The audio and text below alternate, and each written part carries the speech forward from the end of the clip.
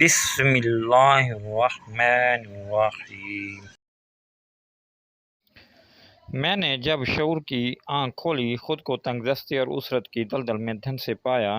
نچلے طبقے میں جو زندگی ملتی ہے وہی زندگی میرے حصے میں آئی۔ کھانا ملتا تو تھا لیکن پیٹ بھر کر نہیں، کپڑے پہننے کو ملتے تو تھے مگر معمولی قسم کے۔ ان ازلی محرومیوں کو سینے سے لگائے میں رفتہ رفتہ رزق کی منزلیں طے کرنے لگا۔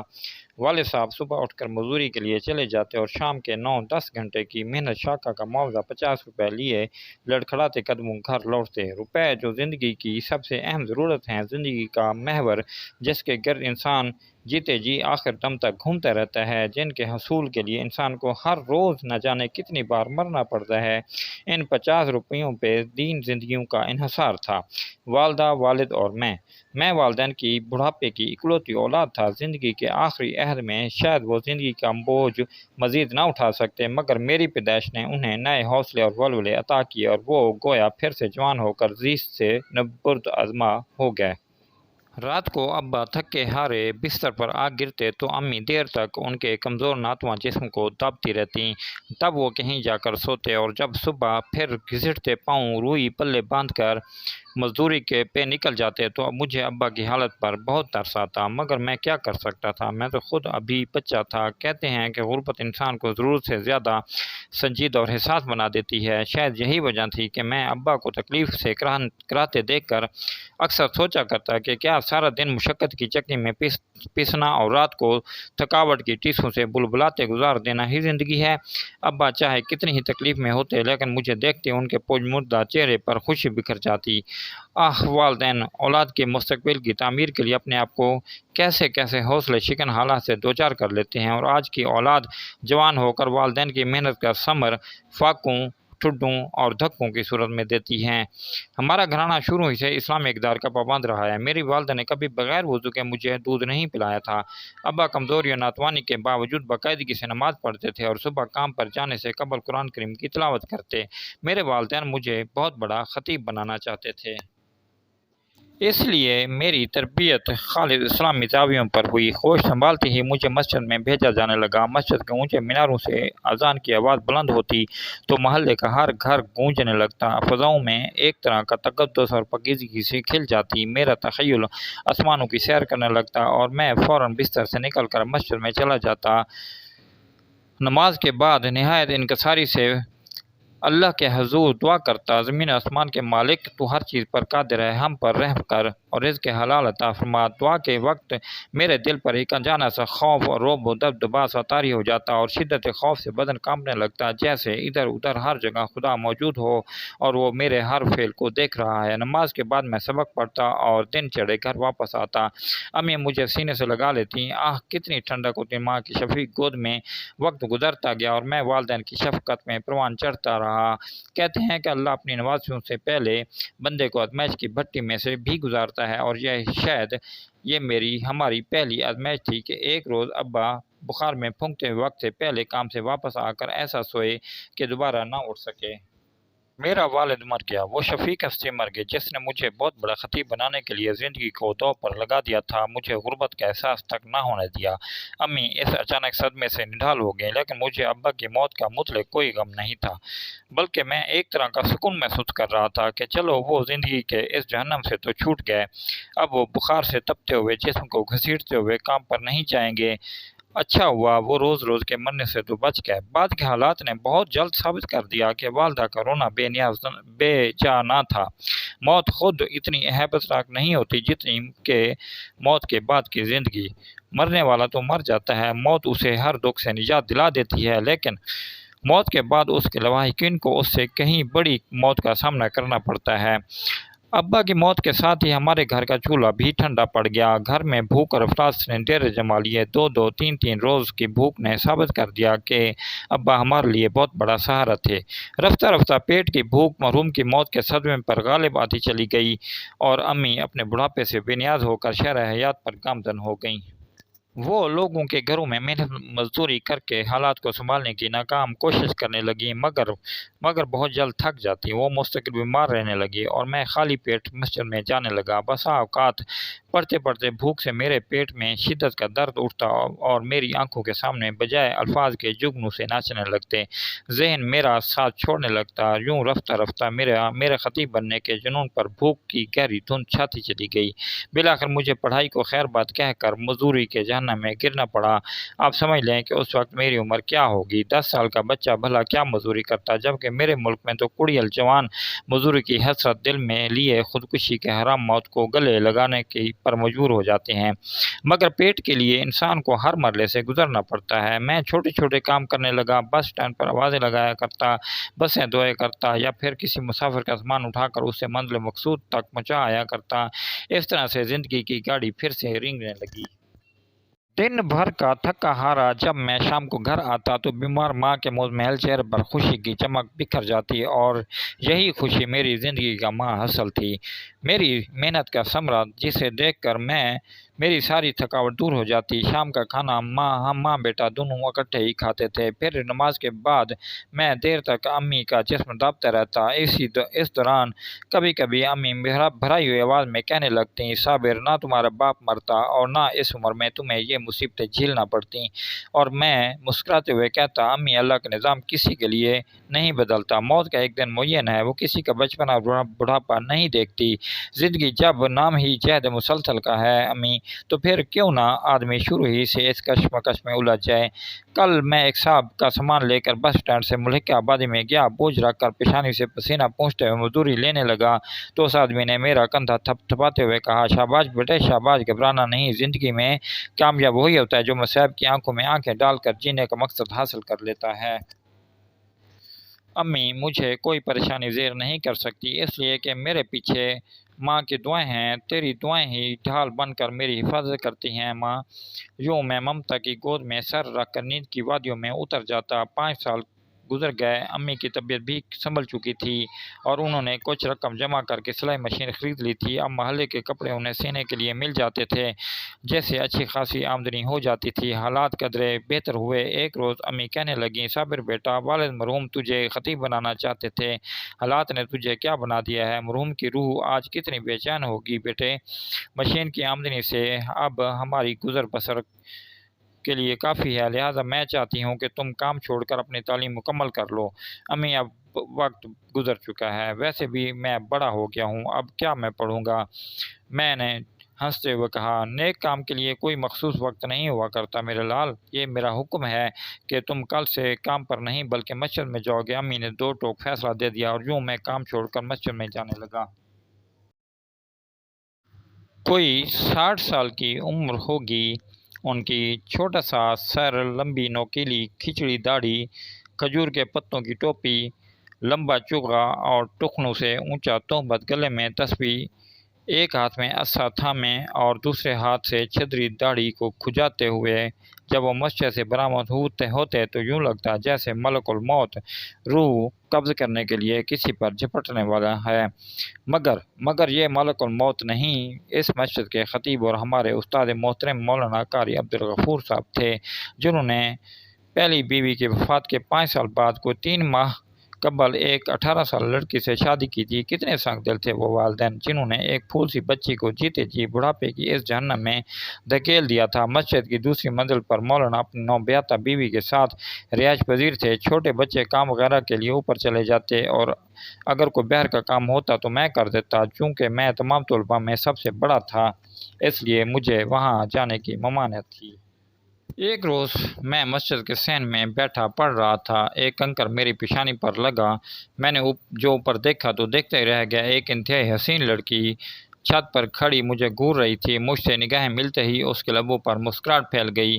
مجھے غصہ تو بہت آیا مگر ضبط کر گیا، لیکن میں دیر تک سوچتا رہا کہ آخر یہ کون ہے، ایک عالم دین کے گھر میں اس قدر فیشنیبل لڑکی کا کیا کام۔ میں نے فوراً نظریں جھکا لیں، لیکن تھوڑی دیر بعد بے اختیار میری نگاہیں پھر اوپر اٹھ گئیں تو اس کو بدستور اپنی طرف دیکھتے پایا۔ میں نے اس کی طرف پیٹ کر لی۔ اب اس کا یہ معمول بن گیا تھا کہ جو ہی پڑھائی کا وقت ہوتا وہ چھت پر آ جاتی، کتنی کتنی دیر میری طرف ٹک ٹک کی باندھے دیکھتی رہتی، اشاروں کنائیوں میں کچھ کہتی اور میں جھلا کر قرآن مجید لے کر اندر چلا جاتا۔ رفتہ رفتہ وہ اتنی کھل گئی کہ مولوی صاحب کی موجودگی میں بھی اشارے کرنے لگی، کولے مٹکاتی، لمبی لمبی انگڑائیاں لیتی، اور مولوی صاحب بجائے سرنش کے لمبی آہ بھر کے رہ جاتے اور کسی نہ کسی بہانے مسجد سے باہر چلے جاتے۔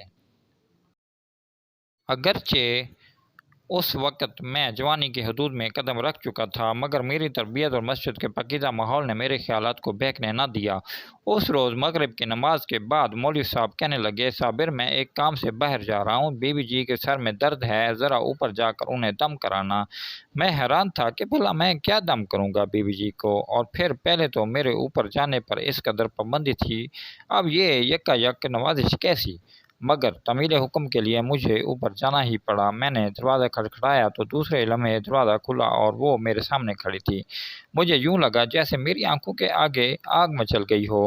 بڑی بڑی اور لمبی لمبی حسین آنکھیں، ٹمٹماتے ہوئے آتشی رخسار، خوبصورت ناک اور ہونٹ جیسے پھول کی دو پتیاں اوپر نیچے رکھ دی گئی ہوں۔ آؤ صابر آؤ، وہ ایک طرف ہٹتی ہوئی یوں بے تکلفی سے بولی جیسے وہ مدت سے مجھے جانتی ہو۔ اس کے ہونٹوں پہ معنی خیز مسکراہٹ ناچ رہی تھی، باریک قمیص میں سے اس کا سارا جسم دکھائی دے رہا تھا۔ بی بی جی کہاں ہے؟ میں نے گھبراہٹ میں پوچھا۔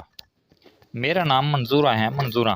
تم دم کرنے آئے ہو نا، تو لو شروع کرو، اس نے میرے قریب چارپائی پر بیٹھتے ہوئے کہا، اور میں حیران و پریشان اس کا سر پکڑ کر دم کرنے لگا۔ درد تو یہاں ہوتا ہے صابر۔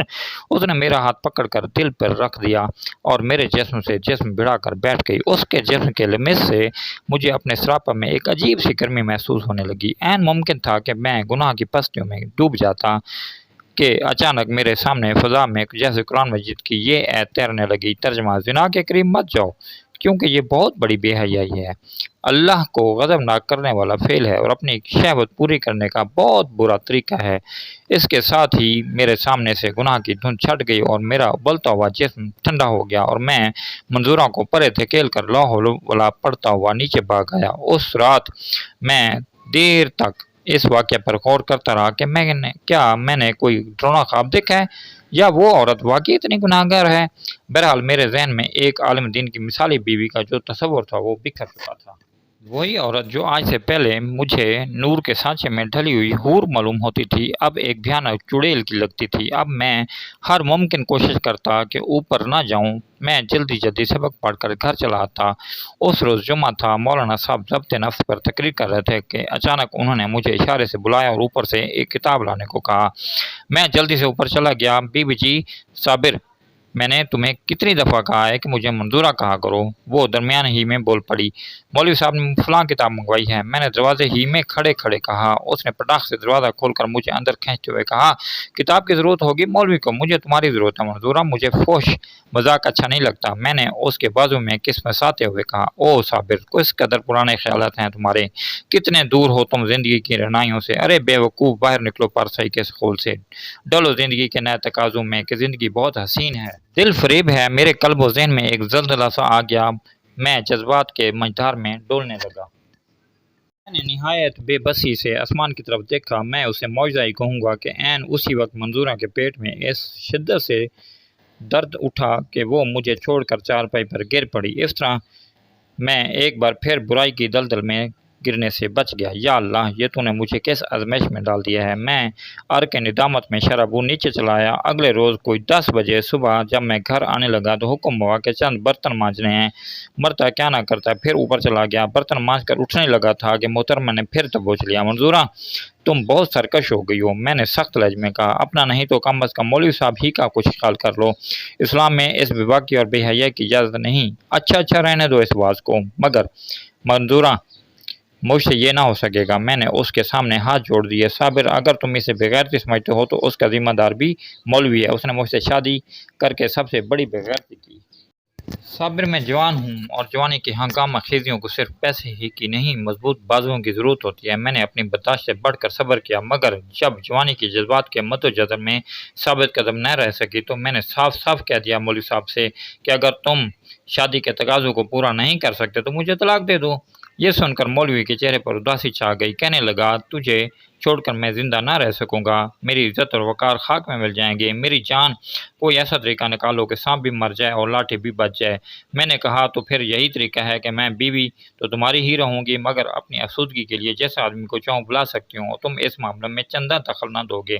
ٹھیک ہے منظورہ، اپنی عزت کے لیے مجھے یہ بھی منظور ہے، مولوی نے کانپتی ہوئی آواز میں کہا۔ لہٰذا اس معاہدے کے مطابق مولوی نے مجھے کچ کہنے کا مجاز نہیں، بلکہ اس معاملے میں وہ میری پسند ناپسند کا خیال رکھتا ہے۔ میرا دماغ گھومنے لگا یہ سب کچھ سن کر۔ میں کتنی ہی دیر سوچتا رہا کہ بسا اوقات انسان اس نام نہاد وقار کی خاطر کتنا نیچے گر جاتا ہے۔ آخر صبر بھی تو کوئی چیز ہے، نفس پر قابو پانا بھی تو انسان کی عظمت ہے، میں نے کہا۔ تو اس نے نفرت سے منہ سکڑتے ہوئے کہا، کتنے بودے خیالات ہیں تمہارے، صبر تو وہ کرے جسے کچھ نہ مل سکے۔ صابر، فطری تقاضوں کی تسکین گناہ نہیں، معاشرے کی نظر میں اگر مولوی کا اقدام مجھ سے شادی گناہ نہیں تو مجھ پر گناہ کا الزام دینے کا بھی اسے کوئی حق نہیں۔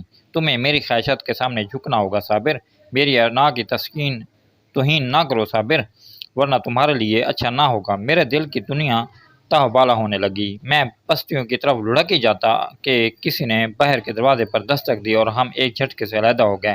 کون ہے؟ منظورہ نے برہمی سے پوچھا۔ رقیہ اور صفیہ، مولوی صاحب کی بہنیں آئی ہیں، مولوی نے مریل سی آواز میں کہا۔ اوہ، ان حرامزادیوں کو بھی اس وقت آنا تھا۔ تم باتھ روم میں چھپ جاؤ، جب وہ مجھ سے باتوں میں الجھ جائیں تو نکل جانا۔ اگلی لمحے مولوی صاحب مہمانوں کے ساتھ اندر داخل ہوئے اور میں آنکھ بچا کر نکل گیا۔ گھر آ کر میں نے شکرانے کے نفل پڑھے کہ آج پھر اللہ نے اس ہوسکار سے بچا لیا۔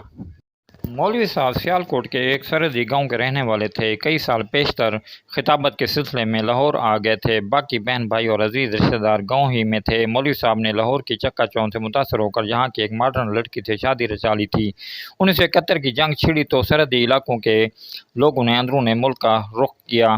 مولوی صاحب کا خاندان بھی مہاجر ہو کر ان کے پاس لاہور آ گیا۔ رقیہ اور صفیہ جوان تھے اور خوبصورت بھی۔ ان دونوں کے شوہر ہندوستان میں جنگی قیدی تھے اور یہ ان کی عزت کو یہاں نیلام کر رہی تھی، یعنی کردار کے لحاظ سے وہ منظورہ سے بھی 10 قدم آگے تھی۔ منظورہ انہیں سیر کے بہانے لے کر صبح گھر سے نکل جاتی اور رات گئے واپس آتی۔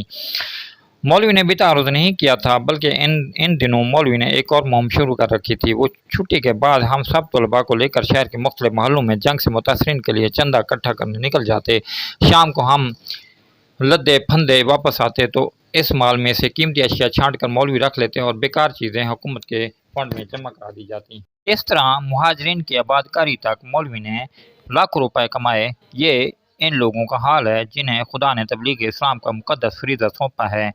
اسی پر بس نہیں، بلکہ مولوی صاحب نے ایک اور چکر بھی چلایا ہوا تھا۔ وہ یہ کہ مولوی ہر دوسرے تیسرے روز ایک رکا لے کر مجھے تھما دیتے جس پر محلہ کے کسی کھاتے پیتے آدمی کا پتہ لکھا ہوتا۔ میں رکا لے کر اس کے پاس پہنچ جاتا۔ وہ رکا پڑھ کر پہلے تو ناک منہ چڑھاتا اور پھر ناگواری سے 150 کا نوٹ میری طرف اچھال دیتا۔ ایک روز میں نے غیر ارادی طور پر راستے میں رکا کھول کر پڑھ لیا۔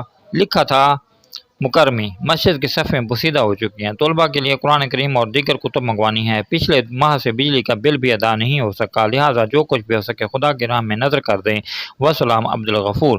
میں وہیں سے پلٹ آیا اور کہہ دیا کہ وہ گھر پہ نہیں ہے۔ میرے جی میں آیا کہ اس ظالم کا خون پی جاؤں، حال ادھیڑ دوں اس بغیرت کی جو خدا کے گھر میں بیٹھ کر جھوٹ بولتا ہے، لوگوں سے فراڈ کرتا ہے۔ آخر خدا کہاں پھینکے گا اس کمینے کو؟ اللہ تو فرماتا ہے کہ اس کے بندوں میں سے علماء ہی اس سے زیادہ ڈرنے والے ہیں۔ مگر میرا تجربہ ہے کہ فی زمانہ اسلام سے سب سے زیادہ برگشتہ لوگ یہی علماء ہیں۔ یہ ہماری بدقسمتی ہے کہ دین کے سب سے بڑے ہی اسلام سے منہ موڑ چکے ہیں۔ انہیں نہ جنت کی خوشی ہے نہ دوزخ کا خوف، پیش نظر ہے تو دنیا کا لالچ۔ میں نے قسم کھا لی کہ آج کے بعد رکا لے کر نہیں جاؤں گا۔ ایک طرف تو مولوی عبدالغفور دونوں ہاتھوں سے خدا کے نام پر لوگوں کو لوٹ رہے تھے، دوسری طرف منظورہ، رقیہ اور صفیہ اپنے ہاتھ پر ڈٹی ہوئی تھی، لیکن اس دوران میری جان بچی رہی۔ رفتہ رفتہ مولوی صاحب کے گھر میں محلے بھر کے چھٹے ہوئے لوگ آنے لگے۔ ایک بار میں نے جرأت کر کے دبے لفظوں میں مولوی صاحب کی توجہ اس طرح مبذول کروانے کی کوشش کی تو مجھے اس بدردی سے پیٹا گیا کہ خدا کی پناہ۔ اس پر قاسم مولوی کا رشتہ دار جو صفیہ اور رقیہ کے ساتھ آیا تھا نے مجھے کہا کہ تمہیں کیا پڑی ہے دخل دینے کی؟ یہ بہت بےغیرت خاندان ہیں۔ گاؤں میں ان کی کرانے کی دکان ہے جہاں علاقے بھر کے بدقماش لوگوں کا جمگٹھا لگا رہتا ہے۔ میرا کوئی ٹھکانہ نہیں، ورنہ ایک پل بھی اس کے ساتھ نہ رہوں۔ مسجد کی انتظامیہ سے بات کی تو معلوم ہوا کہ کمیٹی کے بھی کئی ارکان اس گنگا میں نہا رہے ہیں۔ کوئی 2 ماہ بعد خدا خدا کر کے یہ قافلہ واپس گاؤں چلا گیا۔ عید کی آمد تھی۔ ایک شام مولوی صاحب فرمانے لگے، صابر، تھوڑی دیر بعد بی بی جی کو بازار لے کر جانا ہے، انہیں کچھ شاپنگ کرنی ہے۔ مجھے آگ ہی تو لگ گئی۔ یہ سن کر جی چاہا زبان کھینچ لوں اس بغیرت کی، گولی سے اڑا دوں اس زن مرید کو، مگر میں کچھ بھی نہ کر سکا۔ پھر بعد میں نے علالِ تتبع کا بہانہ بنا دیا، طبیعت خراب ہے تو کون سا پیدل جانا ہے جناب نے، ٹیکسی میں تو کچھ نہیں ہوگا جناب کو، منظورہ نے دروازے سے نکلتے ہوئے کہا، اور میں لاجواب سا ہو کر رہ گیا۔ میں کھانا کھانے کے بہانے گھر گیا اور سوچتا رہا کہ اگر آج اس ناحجاز نے کوئی بیہودہ حرکت کی تو دیکھا جائے گا، چاہے مجھے یہ مدرسہ ہی کیوں نہ چھوڑنا پڑے۔ ٹیکسی میں بیٹھتے ہی منظورہ نے کہا، لارنس گارڈن۔ وہ میرے پہلو سے پہلو بڑھا کر بیٹھ گئی۔ مجھے اختلاج سا ہو رہا تھا کہ اگر کسی نے مجھے منظورہ کے ساتھ دیکھ لیا تو کیا کہے گا۔ اس کے ساتھ ہی میں نے اسے ذرا پرے دھکیل دیا، صابر، تم عورت سے اس قدر کیوں ڈرتے ہو؟ ڈرنے کی بات نہیں منظورہ، دراصل اسلام نے اس قدر بے تکلفی کی اجازت نہیں دی۔ ٹیکسی لارنس گارڈن کے گیٹ پر رکی۔ منظورہ نے نیچے اتر کر کرایہ دیا اور کہنے لگی، آؤ صابر، تھوڑی دیر سیر کر لیں۔ دہشت سے میرا دل بیٹھا جا رہا تھا۔ یا الہی، میں کس عذاب میں پھنس گیا ہوں؟ آؤ تھوڑی دیر یہاں بیٹھ کر باتیں کریں۔ وہ میرا ہاتھ پکڑ کر ایک طرف کو چل دی اور میں کسی سیر زدہ لاش کی طرح اس کے ساتھ گھسیٹتا چلا گیا۔ صابر، تم کس قدر بے حس انسان ہو، لوگ میری ایک جھلک کے لیے ترس جاتے ہیں، کیا تمہارے سینے میں دل نہیں؟ منظورہ، میرے سینے میں دل تو ہے، لیکن خدا کے خوف سے پگھل جانے والا دل۔ میں نے اپنا ہاتھ چھڑاتے ہوئے کہا، او یو آر ان نیچرل۔ اس نے اس زور کا تھپڑ میرے منہ پر مارا کہ میں اپنا توازن قائم نہ رکھتے ہوئے دور جا گرا، اور منظورہ ہانپتے ہوئے لہجے میں کہہ رہی تھی، تم نے میری توہین کی ہے اور میں اس کا خوفناک انتقام لوں گی۔ منظورہ، میں جانور نہیں انسان ہوں، البتہ تمہیں کسی جانور کی تلاش تھی اور تم نے وہ کام ایک انسان سے لینا چاہا، افسوس میں جانور نہ بن سکا۔ میں نے گال سلھاتے ہوئے کہا، خاموش ذلیل انسان۔ اس نے مجھ پر تھوک دیا اور پیر پٹکتی ہوئی چلی گئی۔ یہ خدا کی رحمت تھی کہ میں اس کے شر سے محفوظ رہا۔ وہ خدا کے گھر میں رہتے ہوئے بھی اس قدر خدا سے دور ہے، کس قدر وہ بد نصیب اور بغیرت ہے۔ اس کا نام نہاد خاوند جو سب کچھ دیکھتے ہوئے بھی خاموش ہے۔ میں کوئی 9 بجے شب پیدل گھر پہنچا اور کئی رات تک ان زہریلی سوچوں کی وجہ سے پریشان کروٹے بدلتا رہا۔ اب مجھے یہ فکر تھی کہ پتہ نہیں منظورہ کیا گل کھلائے، چونکہ میں بے گناہ ہوں لہٰذا میرا اللہ میری مدد کرے گا۔ انہی سوچوں میں مجھے نیند آ گئی۔ اگلے روز سے مولوی صاحب کا رویہ یکلخت بدل گیا۔ مجھے بات بات پر ڈانٹ دیا جاتا، مگر میں خوش تھا کہ چلو اوپر جانے سے تو جان چھوٹ گئی۔ سبق پڑھتے ہی اپنے گھر چلا آتا۔ ایک ہفتہ گزر گیا اور کوئی خوفناک واقعہ رونما نہ ہوا، سوائے اس کے کہ اب ایک اور صاحب ملک اسحاق منظورہ کے پاس جانے لگے تھے۔ یاد رہے کہ ملک اسحاق کا لڑکا مبارک میرے ساتھ پڑھتا تھا۔ اس روز مبارک نے قرآن مجید ختم کیا تھا اور اس خوشی میں مٹھائی تقسیم ہو رہی تھی۔ کسی تقریب کا سما تھا۔ ہم سب لڑکے خوشی سے ادھر ادھر بھاگے پھر رہے تھے کہ اچانک مبارک کا والد ملک اسحاق آیا اور مجھے مارنے لگا۔ میں حیران و پریشان مار کھاتا رہا۔ آخر بڑی مشکل سے لوگوں نے مجھے چھڑایا۔ اسحاق غصے میں کہہ رہا تھا کہ اس حرامی نے میرے لڑکے کے ساتھ زبردستی، اف میرے خدا، اتنا بڑا الزام، وہ بھی مسجد میں کھڑا ہو کر! میں چکرا کر رہ گیا۔ میں نے بے بسی کے عالم میں آسمان کی طرف دیکھا تو چھت پر منظورہ کھڑی مسکرا رہی تھی۔ میں سارا معاملہ سمجھ گیا۔ پھر مجھے گھسیٹ کر تھانے لے جایا گیا۔ تھانے دار کو دیکھ کر میری چیخ نکل گئی۔ میں نے روتے ہوئے کہا، صاحب جی، میں بے گناہ ہوں، آپ اس لڑکے کو قسم دے کر پوچھ لیں کہ اس سارے چکر میں حقیقت کیا ہے۔ تھانے دار کوئی دیندار و خدا ترس آدمی تھا، فوراً معاملے کی تہہ تک پہنچ گیا۔ مبارک سے کہنے لگا، تم اپنے خدا کو حاضر ناظر جان کر بیان دو کہ اصل معاملہ کیا ہے۔ مبارک اگرچہ بچہ تھا لیکن خدا اور رسول کی اور قرآن کی اہمیت سے واقف تھا۔ کافی دیر سوچنے کے بعد کہنے لگا، تھاندار صاحب، صابر بے گناہ ہے، اس نے مجھے ہمیشہ بھائیوں کی طرح چاہا ہے۔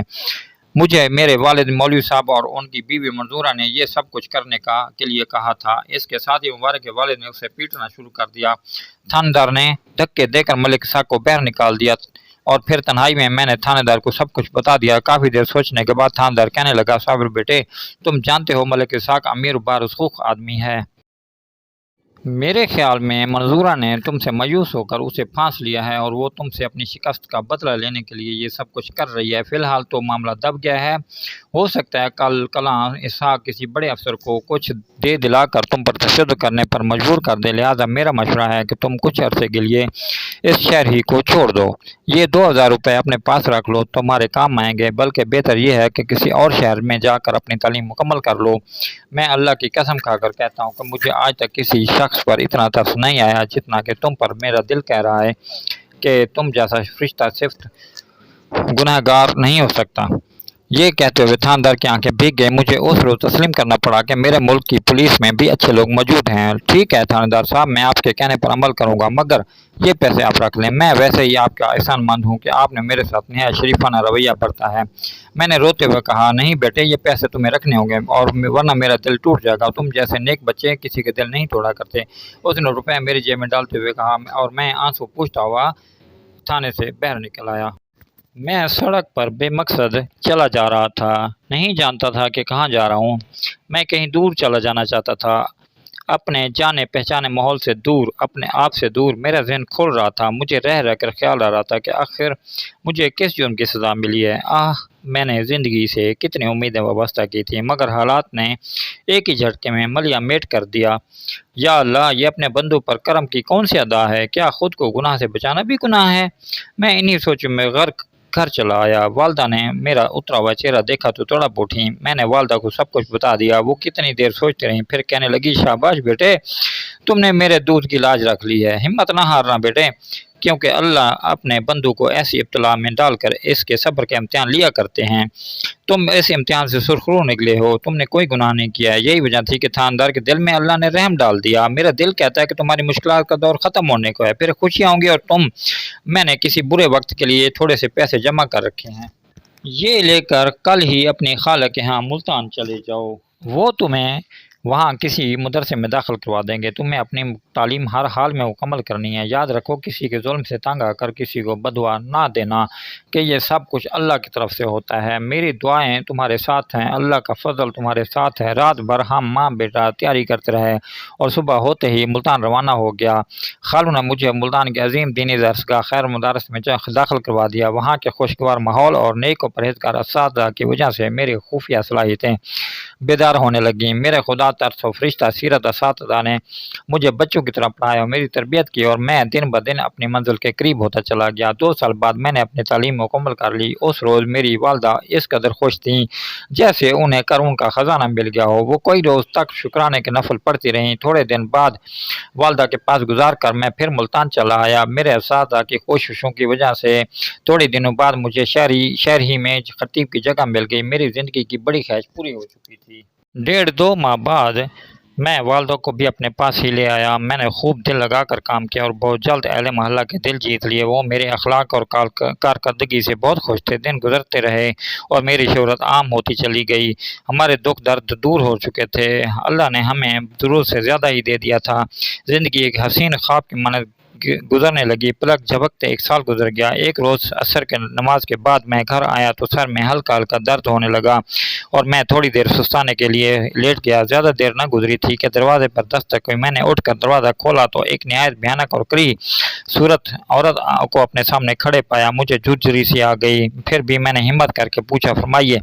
मगर वो टिकटिकी बांधे मेरे चेहरे को देखी जा रही थी। कि ये मोहतरमा, मैं आपकी क्या खिदमत कर सकता हूँ?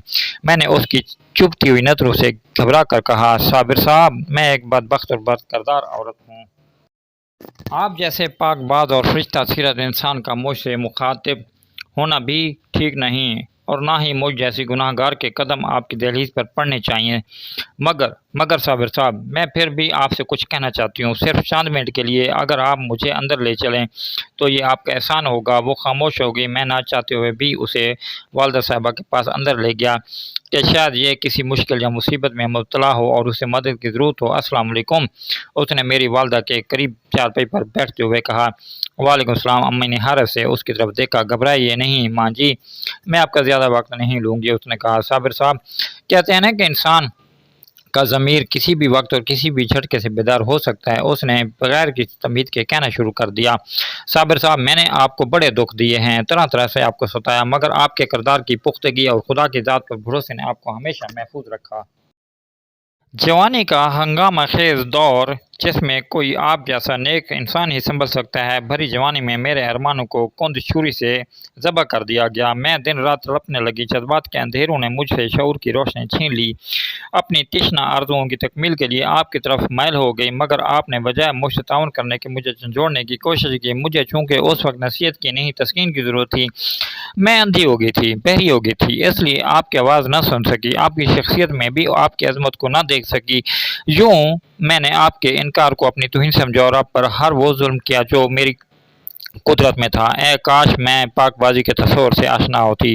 آپ نقل مکانی کر کے ملتان آ گئے اور میں دن رات ضلالت کی پستیوں میں اترتی چلی گئی۔ گناہ اور شراب نوشی نے مجھے تباہ کر دیا۔ پھر میں اس حد تک گری کہ عام جنس بن کر رہ گئی۔ حد سے زیادہ بڑی ہوئی ہوس پرستی نے مجھے گناہ گم پوشیدہ امراض میں مبتلا کر دیا، جس سے میری صحت اور شکل و صورت مسک ہو کر رہ گئی۔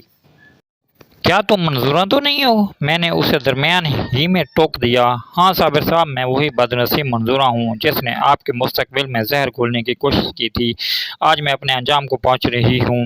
اے کاش میں نفس کی غلام نہ بن گئی ہوتی۔ کل جو لوگ میری ایک جھلک دیکھنے کے متمنی تھے، آج مجھے دیکھ کر نفرت سے تھوک دیتے ہیں۔ میں گناہوں کے جہنم میں سلگ رہی ہوں۔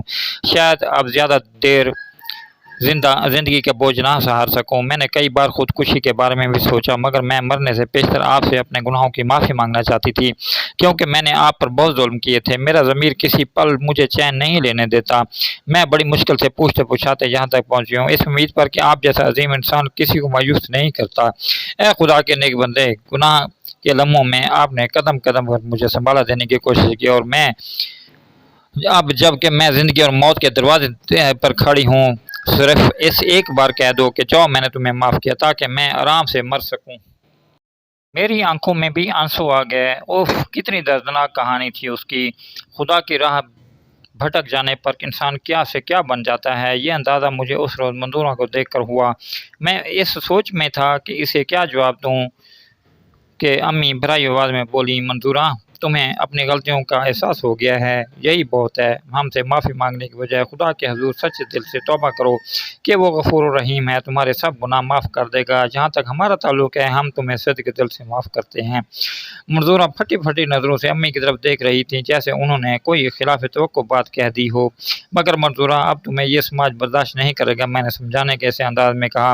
تجھ پر زندگی حرام کر دی جائے گی، کیونکہ معاشرہ ایک عورت کو طویف تو بنا سکتا ہے، مگر طویف کو عورت بنانا اس کی روایت کے خلاف ہے۔ بہرحال اگر تم واقعی عزت و آبرو کی زندگی بسر کرنا چاہتی ہو تو میرے گھر میں میری بہن بن کر رہ سکتی ہو۔ صابر صاحب، وہ تقریباً چیخ پڑی۔ یہ کیسے ہو سکتا ہے کہ آپ جیسے پاکیزہ گھرانے میں مجھ جیسی سیاہ کار عورت رہ سکے؟ دنیا کیا کہے گی؟ اور پھر میں آپ جیسے عظیم انسان کی بہن کہلوانے کی مستحق بھی تو نہیں۔ میری زندگی تباہ ہو چکی ہے منظورہ۔ ویران اور اجڑی زندگی کے جلوں میں ہی لازوال مسرتیں جنم لیا کرتی ہیں، اجڑنے کے سامان ہی میں ایک نئی زندگی کا عنوان ہوا کرتے ہیں۔ خزاں کے بعد ہی بہار آیا کرتی ہے۔ رہا سوال دنیا کا، تو دنیا بہت کچھ کہا کرتی ہے۔ اگر انسان کا عزم سچا ہو تو ہر کام ہو جاتا ہے، اور ہاں پھر ہمیں دنیا سے کوئی غرض نہیں، ہم سب کچھ اللہ کی خوشنودی کے لیے کر رہے ہیں۔ میں تمہاری ہر طرح مدد کروں گا، تمہیں آسرا دوں گا، بہن کی طرح اس گھر سے رخصت کروں گا، لیکن اس شرط پر کہ تم اپنے سابقہ گناہوں سے توبہ کر لو، 5 گانا نماز ادا کرو، ایک عورت کے مقام کا احترام کرو۔ مدونہ نے حیرت بھری نظروں سے میری طرف دیکھا اور احساس ندامت سے بوجھل آواز میں بولی، بھائی جان، انشاءاللہ میں آپ کو کبھی شکایت کا موقع نہیں دوں گی۔ منظورہ واقعی ایک پاک باز عورت کی سی زندگی گزار رہی ہے۔ اس کے تن من کی قدورتیں رفتہ رفتہ دھل چکی ہیں۔ توبہ نے اس کے ظاہر و باطن کی سیاہی کو دھو ڈالا ہے۔ اب پھر منظورہ کا وہ حسن جو کبھی اس کے لیے وبال جان بن گیا تھا واپس آ رہا ہے۔ ہم نے ایک شریف گھرانے میں اس کی نسبت ٹھہرا دی ہے اور ان دنوں اس کی شادی کی تیاریوں میں لگے ہوئے ہیں۔ کبھی کبھی امی مجھے کہا کرتی ہیں کہ صابر، تم ماشاءاللہ میری توقع سے بھی عظیم ثابت ہوئے ہو۔ تم نے دنیا ہی میں اپنے لیے جنت خرید لی ہے۔ تم نے منظورہ کو آخری وقت میں سہارا دے کر اسے مزید گناہوں سے بچا لیا ہے۔ تم نے بہت بڑی نیکی کی ہے۔ بلا شبہ اللہ تعالیٰ ایسے ہی نیک بندوں کو پسند کرتے ہیں جو اس کی مخلوق سے ہمدردی کرتے ہیں۔ میں پیار سے امی کی طرف دیکھتے ہوئے کہتا ہوں، یہ سب میرے ماں باپ کی حق حلال کی کمائی اور آپ کی اعلیٰ تربیت کا اثر ہے امی، اور امی پیار سے مجھے بازوؤں میں بھینچ لیتی ہیں۔